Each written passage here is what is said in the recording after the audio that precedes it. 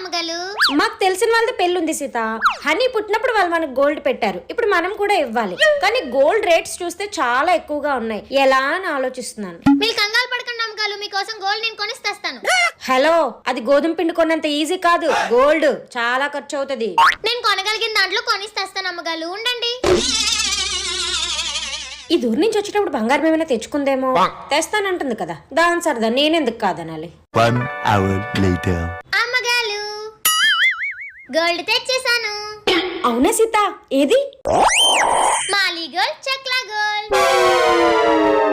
నువ్వు తెస్తానన్న గోల్డ్ ఇదా? అవునమ్మగారు, నేను కొనగలిగిన గోల్డ్ ఇదే. ఇందులో కూడా గోల్డ్ అని పేలుంది కదా, ఇచ్చేయండి.